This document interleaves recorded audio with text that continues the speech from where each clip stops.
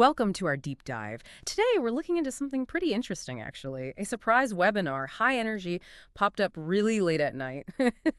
Yeah, promising this big comeback secret for a new era of prosperity. We managed to get hold of some excerpts from it. It's called the Ofortune Cascade webinar. Like I said, late night, only announced 2 hours before it started. Lots of big promises made.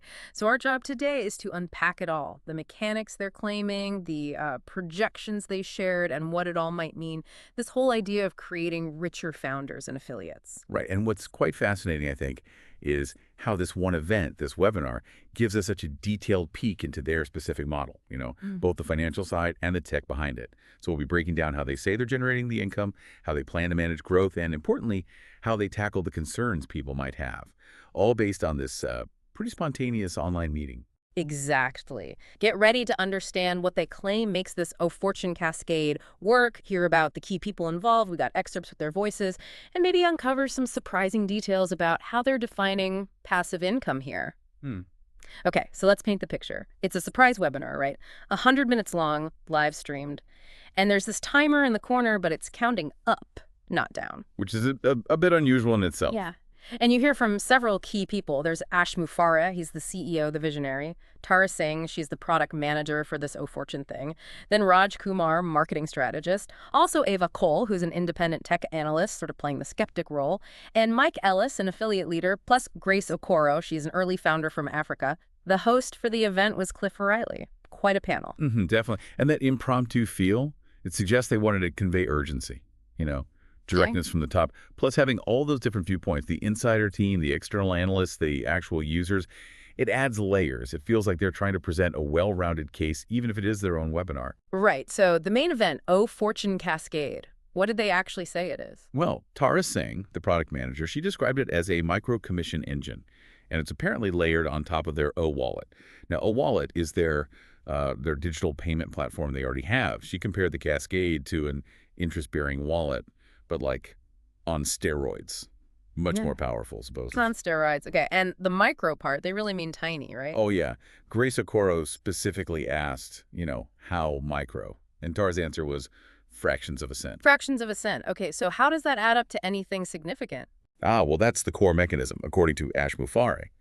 He explained that these tiny bits, these fractions, they cascade thousands of times per transaction across their whole system. He said their AI takes unused compute power, that's the term they used, and redirects it to ad exchanges. So the idea is every click, every OConnect stream, every OShop sale drops nano credits into founders and affiliates buckets 2004 annum. The big promise is truly passive income, like making money while you sleep or while your network is active, even if you're not. That unused compute power angle is definitely novel. It really is. Okay, so the analyst, Ava Cole, she pushed them on the numbers, right? What did they actually project? Good question. Raj Kumar, the marketing strategist, he shared their models. He talked about a conservative RPM that's revenue per mil or per 1,000 views of $14. And they based this on getting 12.5 million daily traffic figures. Okay. So if you run those numbers, it translates to a projected $70 million monthly payout. That's to the field, so to the founders and affiliates, based on a 40% payout rate. $70 million a month. That's right. Quite a projection. An 8-figure monthly payout. Wow. How did they say that gets divided up? They laid out a specific structure, 60%. 60% goes into what they call the founders pool. 30% goes to the affiliates pool. And the remaining 10% is held back for auto-compounding bonuses. So a pretty clear allocation plan for that projected revenue. Okay, 60-30-10. Got it.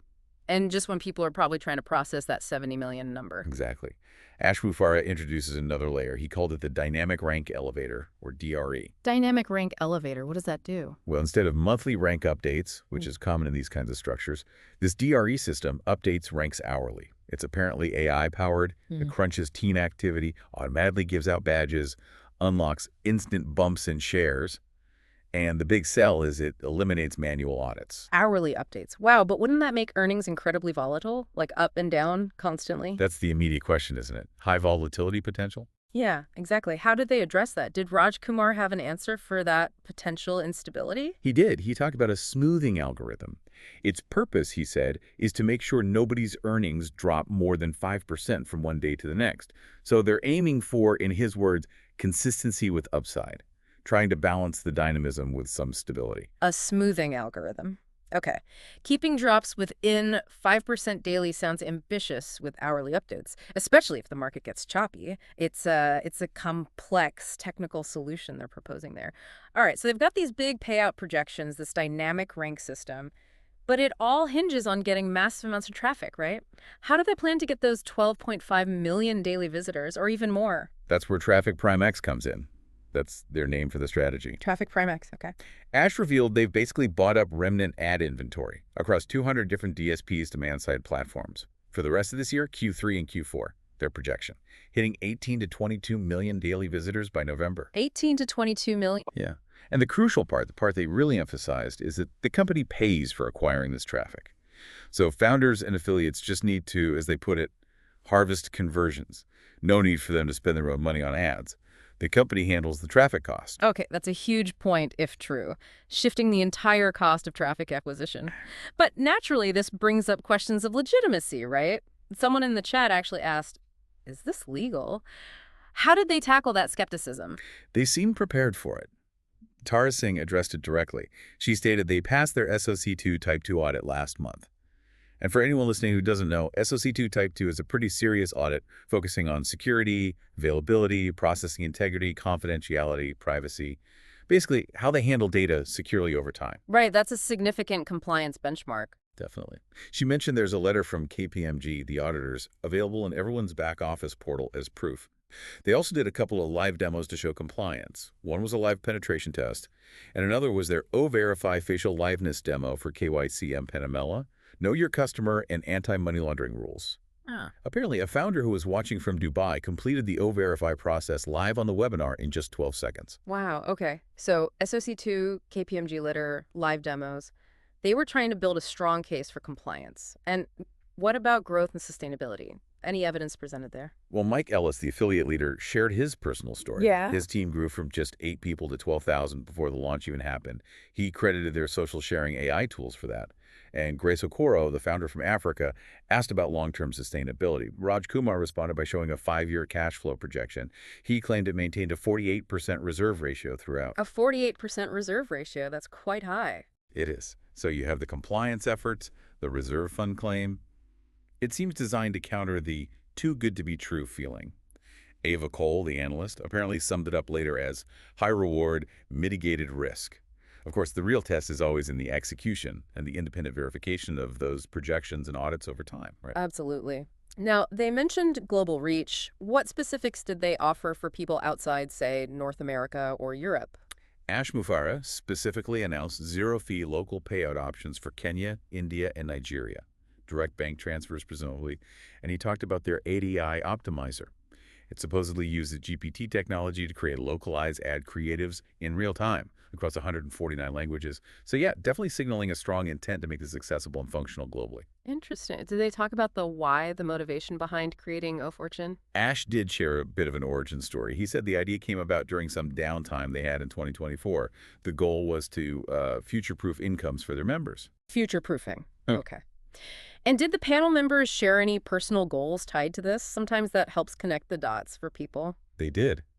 Grace Okoro mentioned her dream was to use her earnings to build eco-schools back in Lagos. And Mike Ellis introduced something he called the 10 by 10 challenge, encouraging his fellow affiliates to help 10 people reach an income of $1,000 per month within 10 weeks using the system. So trying to link the financial model to tangible impacts and personal achievements. Right, building that narrative. And they're not thinking small about the launch either. Are they holographic countdowns? Yeah, apparently. Synchronized holographic countdowns planned for the official launch day, July 24th, 2025, in Times Square, at the Burj Khalifa in Dubai, and in Nairobi, definitely aiming for a big global splash. Okay, so as the 100 minutes were wrapping up, did they drop any final surprises or bonuses? Often happens in these things. You guessed it. Tara Singh introduced something called a founder legacy pool. It's an extra 5% of the company's net profits set aside specifically for founders who joined before 2023. It apparently vests quarterly. An extra 5% for early adopters. Okay. And then Ash announced a surprise 10x match. The deal is, for every dollar a member earns during the very first week after launch, the company will match it with 10x the value in their own O-coins. 10 times match in O-coins for week 1 earnings. That's a strong incentive to hit the ground running. Anything else? One more thing. Cliff Riley, the host, revealed a leaderboard contest. Top 100 affiliates globally will win an all-expenses-paid trip to the ONPASSIVE AI campus in Hyderabad, India. Wow, okay. Legacy pool, 10x match, leaderboard trip, lots of carrots being dangled there at the end. Definitely designed to build excitement and immediate action. And the final moments really hammered home the urgency. Tara confirmed the deployment timeline was incredibly fast. She said, Ofortune code freeze tomorrow, security audit Saturday, soft open Monday. So just days away from activation. Code freeze tomorrow, soft open Monday. That's rapid. And Ash's final words. Very direct. Founders, affiliates, dreamers, welcome to perpetual prosperity. I'll meet you at the top. End webinar. Okay, so let's recap. We've unpacked this Ofortune cascade.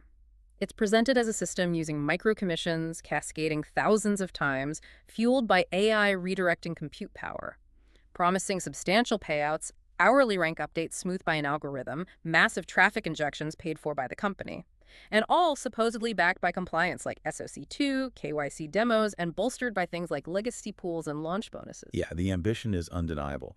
And the level of technical and financial detail they provided in that spontaneous webinar is quite something.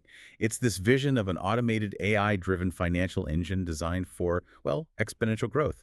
It really makes you wonder, doesn't it? What does the future look like if passive income isn't just from stocks or real estate, but from the background hum of the internet, from compute power and collective online activity within a specific ecosystem? That's a fascinating question.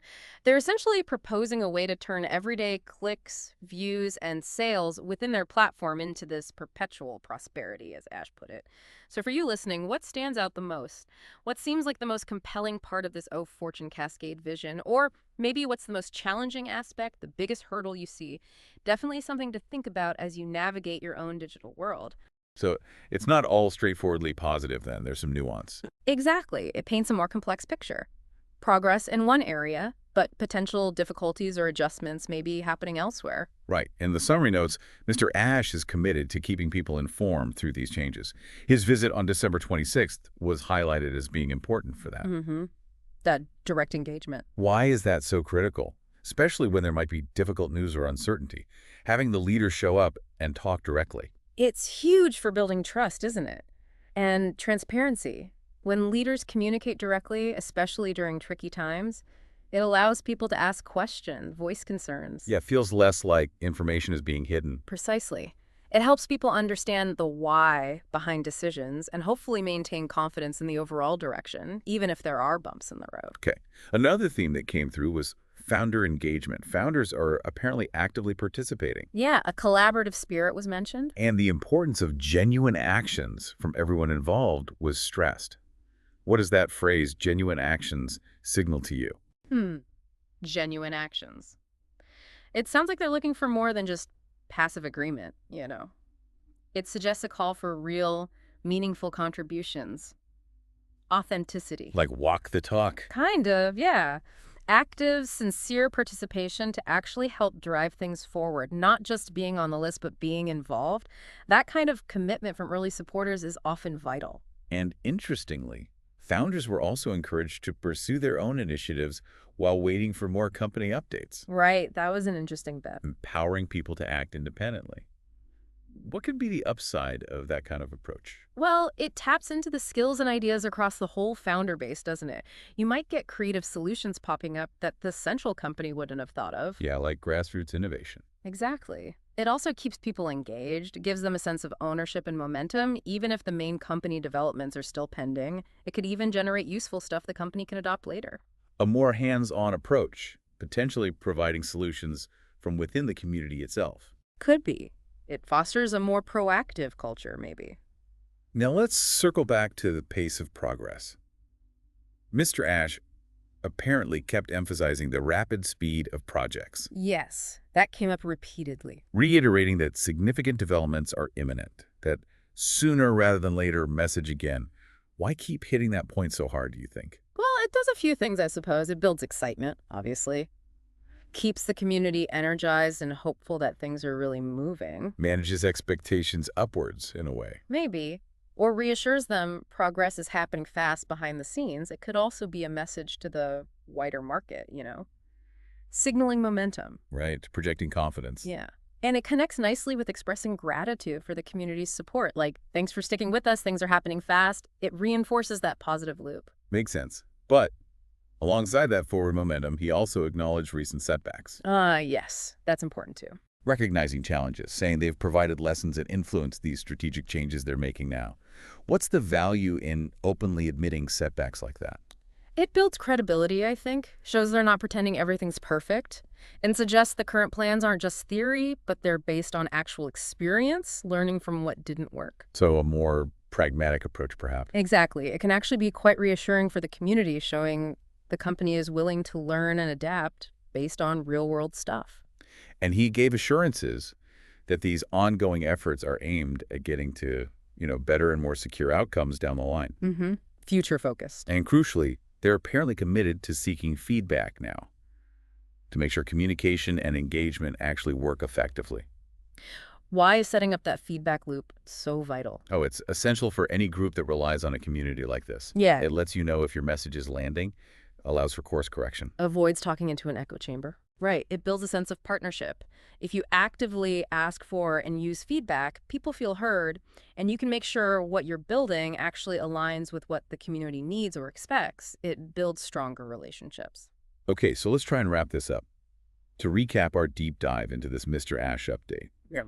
We're definitely hearing strong signals about launches coming up pretty soon. Yeah, imminence is a key theme. There's a clear push on strategic realignment, getting the company back on track, and actively fighting misinformation. Right. Addressing challenges head on. And the update really underscores how much they value the community and the founders being actively involved, all shaped by recent experiences, both the good and the bad. Absolutely. It paints a picture of a company in motion, adapting, and trying to communicate clearly about its next steps. So thinking about all this, Mr. Ash really hammering home the rapid pace, the need to fix misinformation, and leaves us with a final thought for you, the listener. Yeah, considering all that, what specific expectations or maybe even concerns does this raise for you about where ONPASSIVE is heading? And I guess, how important do you feel it is to stay informed and have a clear perspective as all this continues to unfold? Something to think about. Welcome to the Deep Dive. Glad to be here. Today, we're jumping into a set of sources you provided. They all center around a speech by Mr. Ash Mufareh about ONPASSIVE's mission.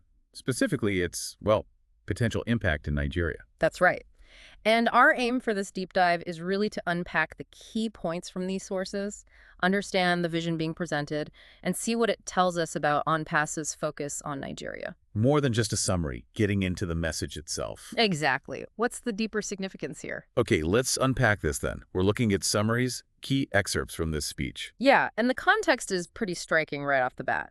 According to the sources, this speech happened in Nigeria, specifically on their 62nd Independence Day. Wow, okay. So that sets a particular stage. Definitely. The sources say it opens with greetings, acknowledging the importance of the day, celebrating it. Standard enough to start. But then almost immediately, the summary suggests it pivots. While celebrating, it also apparently highlights what the speaker sees as failures in various systems within Nigeria. Interesting. So acknowledging the pride, but also sort of the unmet potential or challenges. Precisely. It sets up this dynamic potential despite problems. And the sources say Mr. Mufareh expressed a real commitment to making a positive impact. And framed Nigeria as critical for Africa's future. Yes, absolutely critical. There's even specific language noted in the sources praising the potential of the Nigerian people themselves. The message seemed pretty direct. Any big plans for Africa have to include Nigeria. Okay. So pride, potential, but facing challenges squarely. Which leads us right into the next theme that comes through in the source material. Okay. Identifying those ongoing struggles. And the summary doesn't mince words, does it? It points to things like corruption, security. Yeah, explicitly mentioned according to the report. And it's right at this point that ONPASSIVE is brought in. Oh, okay. And not just as an idea, but presented as having existing solutions ready to potentially tackle some of these issues in Nigeria. Right. This is where it gets really specific based on the notes provided. The sources pinpoint particular areas ONPASSIVE is targeting. Education is one, right? Revolutionizing it. That's highlighted as a primary commitment. And it's framed as a path to, overall societal improvement. Big goals. And not just education in isolation. No. The summary stressed that enhancing the financial system was just as vital and needed to happen alongside educational reform. It's presented as this integrated approach. An integrated transformation. And the sources make a point about the type of solution, don't they? They do. It's emphasized that the speech wasn't talking about quick fixes, not temporary stuff. Like Band-Aids? Exactly. It called for sustainable, lasting solutions. It even specifically mentioned moving past ideas like crowdfunding, which seemed to be dismissed as, well, not enough for deep change. Okay, so the focus is clearly on systemic foundational shifts, not just patching things up. That's a really key takeaway from the sources, yeah. And this ambition for deep impact, it seems to feed into the vision part described. Nigeria wasn't just another market possibility. Apparently not. The sources state Nigeria was identified as a definite priority for launching what the speech called life-changing products and innovations. Life-changing, that's quite a claim. It really underlines the scale of the vision being communicated. And again, it brings us back to education. Revolutionizing the educational system is repeatedly flagged as a key target for this impact. But not the only target. No, the source material suggests the speech indicated other sectors would benefit too, like a ripple effect from these innovations. Okay, so connecting this bigger picture, Yeah. the sources mention some powerful language used in the speech about achieving true independence. Yes, true independence and a paradigm shift for Nigeria, directly linking these big ideas to the ONPASSIVE initiative. True independence, that's loaded, especially given the Independence Day context. Yeah. What do the sources suggest that actually means in this framing? Well, it seems framed through this combination of technological and economic transformation, but it's not purely tech-driven. Okay. The speech, according to the sources, also really recognized the talented, educated people in Nigeria. They weren't just passive recipients. Right, they were positioned as key contributors to making it all work. Essential contributors, yeah. So building it with Nigerians, not just for them. That seems to be the message. That's an important distinction. And there's this really striking phrase captured. ONPASSIVE's arrival in Nigeria is presented almost as a catalyst for true freedom and independence. A catalyst, like the spark needed to achieve something deeper than just formal independence. Exactly, building on that foundation.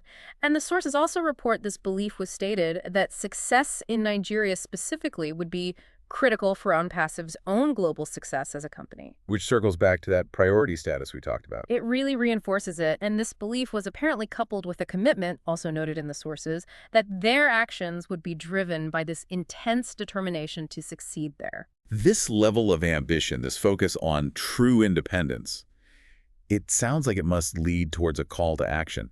How did the speech frame that, according to the sources? It really seems to center the effort on the Nigerian people themselves. The source material highlights a strong emphasis on unity. Unity being absolutely essential to achieve the mission. And there was a personal touch mentioned, too. The speaker calling himself a brother. Yeah, reportedly introducing himself that way, pledging positive changes, creating that connection. But the core message about who drives the change. The core assertion, strongly highlighted in the sources, is that real change must come from the people. Okay. And this was reportedly contrasted explicitly with relying on, say, traditional authorities or regimes. The speech seemed to frame those as maybe sources of past failures or stagnation. So positioning this as something separate from, or maybe even bypassing, the usual political channels, a kind of grassroots movement. That seems to be the implication. The sources point to this call for collective support, for determination, urging people to work hard. It even apparently dismissed past failures by suggesting it was just a lack of sufficient effort, not, impossible problems. Interesting framing. And the conclusion drawn from this line of argument, as reported, is that ONPASSIVE is presented as this necessary shift towards effective solutions for Nigeria. A necessary shift, powered by the people. That definitely adds a sense of urgency, doesn't it? Absolutely. The sources convey a real sense of urgency from the speech, like a concern that if ONPASSIVE doesn't succeed in Nigeria, the country risks falling back into old cycles of stagnation. The stakes are framed incredibly high then. Very high. The speech reportedly stressed that making ONPASSIVE work is necessary specifically for Nigeria, framing its success as vital for the nation's whole future. Wow. That's a lot to put on one initiative. It is. And this call for immediate action was paired with a pretty powerful statement reported in the sources that the next generation is relying on their efforts. Directly linking it to the future for young Nigerians. That's a heavy responsibility to place on the audience. It certainly is. And interestingly, the sources mention that in the same context, the speech included a warning. Against what? against trusting politicians, which again reinforces that idea of this being presented as an alternative path, maybe outside the established political system. Okay, so urgency, high stakes, a people-driven approach, skepticism towards politics. Right. And while the sources mention excitement being described around ONPASSIVE, Yes. the speech also apparently balanced that by stressing that a lot of hard work is still needed in Nigeria to make these goals a reality. It wasn't pitched as, a guaranteed win or an easy road. Got it. So manage expectations alongside the excitement. Hard work is key. Exactly. And finally, the sources mention one more thing, that while they couldn't reveal all the details, a strategic plan is supposedly in place. And that plan. It reportedly prioritizes success in Nigeria, even over potentially easier markets elsewhere. Okay, even if other places might seem like quicker wins, Nigeria comes first. That's the message conveyed in the sources, yeah. It really hammers home how central Nigeria is painted in this whole vision and plan described in the speech. It's not just a market, it's framed as the priority. So let's try to synthesize this. What does it all add up to? Well, based purely on the source material you shared, we've dived into a speech outlining a really ambitious vision for Nigeria. It's centered on using on-passive solutions, especially in education and finance. Those were highlighted to drive systemic, sustainable change. And we heard how the speech frames this not merely as a corporate project, but as a movement, a people-driven effort calling for unity, aiming for this idea of true independence. Yeah, and we definitely pick up on that strong sense of urgency reported in the sources, plus the strategic commitment. Nigeria being explicitly named as the priority, crucial for the company's wider success, even if it's the harder path. So looking just at these sources, Nigeria is presented as absolutely pivotal to ONPASSIVE's mission and its future, according to this speech. Which leaves us, and you, with a pretty interesting question to chew on. When a global initiative positions itself as a catalyst for technological and economic transformation, how does that potentially redefine what true independence means for a nation? Especially when that vision is explicitly tied, as the sources suggest it was, to the efforts and hopes of the next generation. Something to think about until our next deep dive. Okay, let's dive in. We've got this stack of material you provided, articles, research notes, quite a mix. Yeah, all focused on ONPASSIVE, and this other name, OnFusion. Right. Try and figure out what's really going on, especially looking at, June 2025. Cutting through some of the chatter, maybe. Exactly. So our goal here, just using what you've given us, what's the actual situation, is ONPASSIVE launching anything in June 2025? And, well, based purely on these sources, the answer is a pretty clear no. No, really? No official launch plan for ONPASSIVE itself in June 2025. That's what this material indicates. Huh. But there's so much talk. Why? Why do the sources say no launch? What's the reason given? So the documents here, they point to a pretty big change. They suggest the original ONPASSIVE entity was formally wound down. Wound down. Yeah, ceased operations. Seems like that happened early in 2025. So it's not just quiet, it's actually stopped as a functioning thing. That seems to be the picture from these sources, and it looks like it